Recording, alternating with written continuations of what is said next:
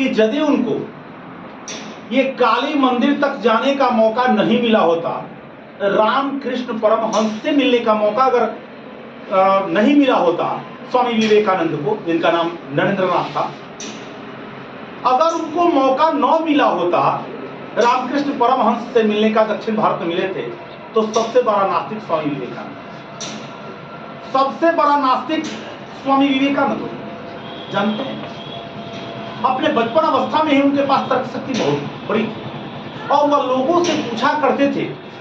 कोई साधु, सन्यासी, पुजारी, पंडित कोई भी मिल जाता था तो उनसे यही पूछते थे कि आप जो इतना पूजा करते हैं, जग कराते हैं, पूजा कराते हैं, या सन्यासियों से कि आप इतना तपस्या करते हैं, अकेले रहते हैं, एक बात बताइए, आपने कभी भगवान को देखा है?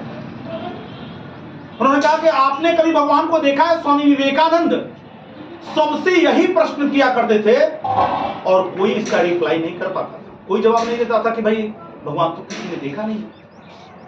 लेकिन एक संयोग, और यह संयोग कि एक बार दक्षिण भारत में रामकृष्ण परमहंस को जहां बुलावा था, इनका भी बुलावा है,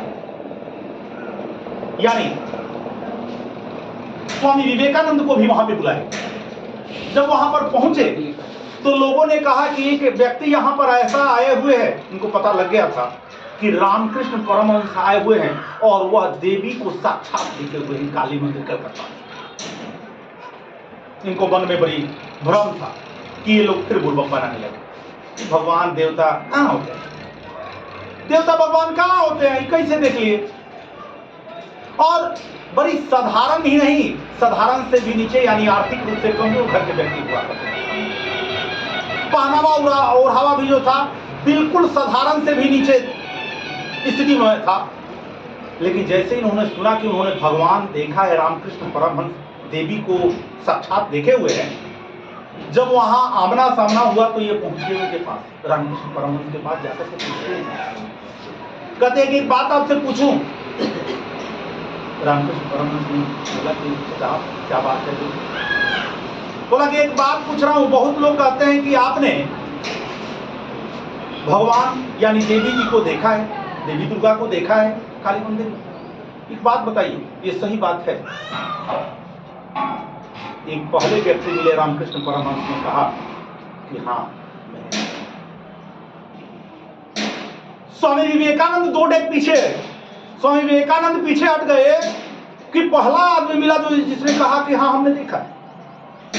बोले कि तब मुझे भी दिखा दीजिएगा। रामकृष्ण परमहंस ने कहा कि हाँ तुम्हें भी दिखा दूंगा, तुम आओ कलकत्ता काली मंदिर, मैं तुम्हें भी दर्शन करूंगा। अब स्वामी विवेकानंद सोच रहे हैं कि या तो यह व्यक्ति मुझे पूर्वक समझ रहा है या फिर अपने को ज्यादा चालाक समझ रहा है, लेकिन मन में ये भी सोच रहे हैं कि आज तक ऐसा जवाब किसी ने नहीं दिया था। रुको ना, इसका था ही, चल चलते हैं काली मंदिर। कह रहे हैं कि काली मंदिर में दिखाएंगे, हम चल चलते हैं काली मंदिर। इन्होंने काली मंदिर का प्लान कर दिया, चले गए वहां पर रामकृष्ण परमहंस के पास कलकत्ता, और वहां पर जाकर के जैसे ही गए, रामकृष्ण परमहंस इनकी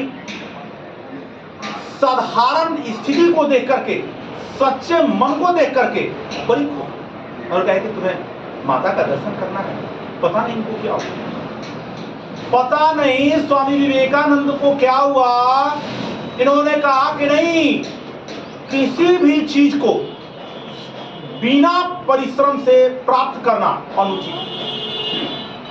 यह बताइए कि माता के दर्शन के लिए आपने क्या किया था?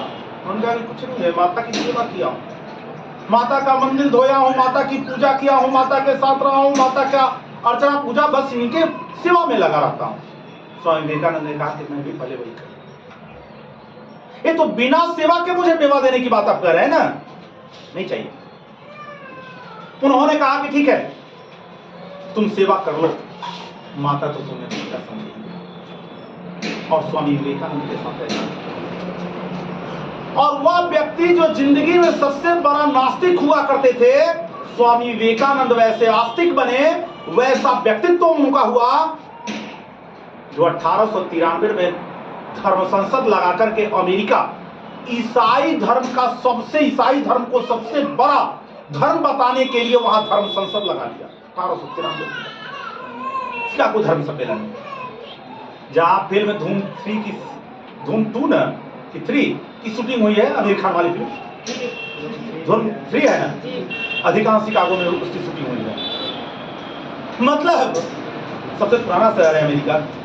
1893 में अमेरिका ने ईसाई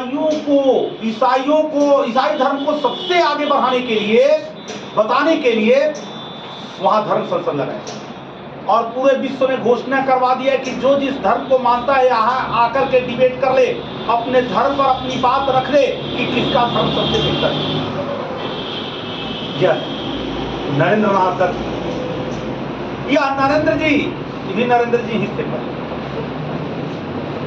जब इस बात को सुने कि वहां से धर्म संसद 1893 में लग रहा है, इनके पास पैसे नहीं थे जाने के लिए, और इनके पास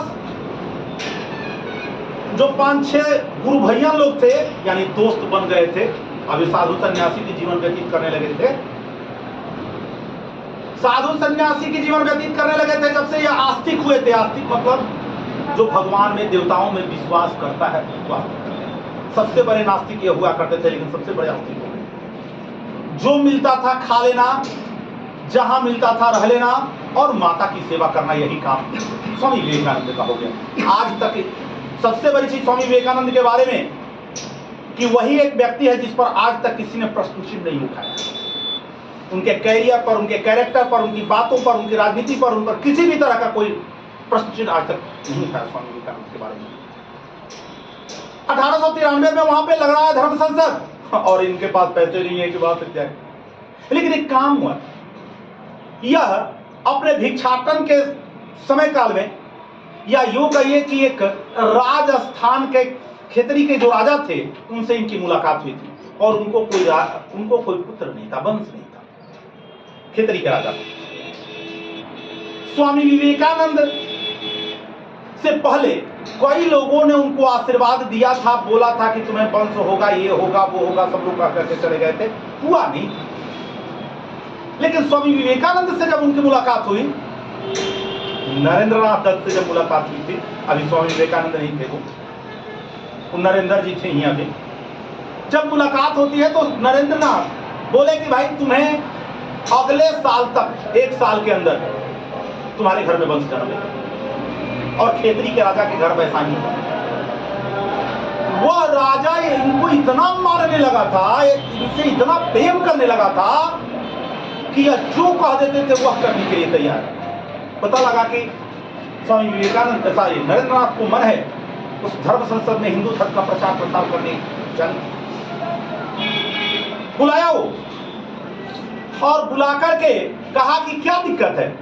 बोले कि मैं अमेरिका कैसे जाऊंगा, उस समय हवाई जहाज की व्यवस्था है, पनिया जहाज की व्यवस्था है, और पानी का जहाज में जाने के लिए महीने दिन पहले से चलना पड़ेगा, क्योंकि धीरे चलता है हवाई जहाज जैसे कुछ चले। जब हवाई जहाज से लगभग 18-20 घंटे 24 घंटे लग जाते हैं, तो फिर पनिया जहाज से तो महीनों से ऊपर लगेंगे, धीरे धीरे चलता है। सारी व्यवस्था कर दिया खेतरी का, सब व्यवस्था स्वामी विवेकानंद की सारी व्यवस्था कर दिया। और वही हिंदू धर्म का सबसे बड़ा वो चुंगा, गेरुआ वस्त्र इनको पहना वो दे दिया, और जितना आने जाने का खर्चा सारा व्यवस्था कर दिया। ये भी अपना हिंदू धर्म का प्रचार के लिए चलती है वहां पर। जब वहां पर गए तो 2 लोग, स्वामी विवेकानंद के पीछे 2 लोग पीछे पड़ गए, एक कुत्ता और दूसरा बच्चा। बच्चा कभी वैसा पहनावा देखा ही नहीं था अमेरिका में, नीचे से ऊपर तक एक ही गेरुआ वस्त्र। वो मुरेठा जो देखे हुए हैं यहाँ पे शायद है ना, हाँ देखिए एकदम सही देखे, यही वस्त्र पहन करके अमेरिका में रहने लगे थे। स्वामी विवेकानंद यही वस्त्र पहन करके अमेरिका में रहने लगे थे। कुत्ते और बच्चे इनके पीछे पड़ गए। कुत्ते देखते थे कि कैसा मानव है भाई, ऊपर से नीचे तक एक वस्त्र, पता नहीं क्या एक कपड़ा में नीचे से ऊपर तक दिखाई दे रहा है, और बच्चे इनसे खेलने लगे थे। जब भी निकलते थे कहते थे कि कैसा मानव आया, कहां से आया। क्योंकि अमेरिका में अमेरिकी धर्म संसद में जो जाने वाले थे वो सब 3 पीस पहनने वाले थे, 2 पीस पहनने वाले थे, पूरे शीशे से लैस था, आधुनिक, जहां धर्म संसद चल रहा था, आधुनिकता से लैस था वो, और स्वामी विवेकानंद उस आधुनिकता से 50-100 साल पीछे थे। और वहां पर जब धर्म संसद की शुरुआत हुई तो ये जाकर के सबसे पीछे बैठे, स्वामी विवेकानंद सबसे पीछे बैठते थे, और जब देखते थे कि पूरे टाई बेल्ट के साथ अपने धर्म के प्रचार के लिए आगे आ रहा है, ईसाई धर्म के प्रचार के लिए, मुस्लिम धर्म अपना प्रचार कर रहा है, सब धर्म अपने अपने प्रचार कर रहे हैं, वहां पे धर्म संसद लगा हुआ है। और ईसाइयों का मन था कि सबसे ऊपरी पताका हम लोग गाड़ देंगे, ईसाई सबसे ऊपर धर्म हो जाएगा, इतना ज्यादा तर्क और इतनी ज्यादा बातें हम लोग करेंगे। कहा जाता है कि मात्र 4 से 5 दिन रह गए थे अब खत्म होने के लिए धर्म संसद को शिकागो में, और अभी तक यह केवल सोच ही रहे थे। बड़े बड़े लोगों को देखकर के मन में कहीं ना कहीं द्वंद्व होता था कि क्या बोलेंगे, इतने बड़े बड़े योग्य लोग, इतने पढ़े लिखे लोग, और मैं क्या बोलूंगा। कहा जाता है ना, जब कहीं कोई काम नहीं आता है तो ऊपर वाले काम आते हैं, और सही में वो दिखाई नहीं देते। कैसे? जैसे आप कहते हैं कि ऑक्सीजन हम लेते कहां से, लेकिन सही में हवा दिखाई तो नहीं देता, लेकिन अगर चलना बंद हो जाए तो सारी स्थितियां खराब। ऊपर वाले दिखाई तो सही में नहीं देते हैं, दिखाई तो कभी कदापि नहीं देते हैं, लेकिन एक ऐसी देवीय कृपा इन पर हुई कि बस 4 दिन अब बचे हुए थे धर्म संसद समाप्त होने के लिए। सभी लोग अपने अपने धर्म का पताका मजबूत कर दिए थे। सब लोगों को लग रहा था कि भाई हम सबसे ऊपर, सबसे अच्छा बोले हुए हैं, डिसीजन अब बाद में होने वाला था। अब 4 दिन भी अब नहीं रह गए। स्वामी विवेकानंद ने सोचा कि अब या तो बोलूंगा या तो घर जाऊंगा, अब तो खत्म भी हो जाएगा। और हिंदू धर्म की तरफ से यही अकेले गए हुए थे, कोई बोलने वाला भी नहीं। स्वामी विवेकानंद जैसे ही माइक थामा अमेरिकी संसद में, शिकागो धर्म संसद में, माइक थामते ही इन्होंने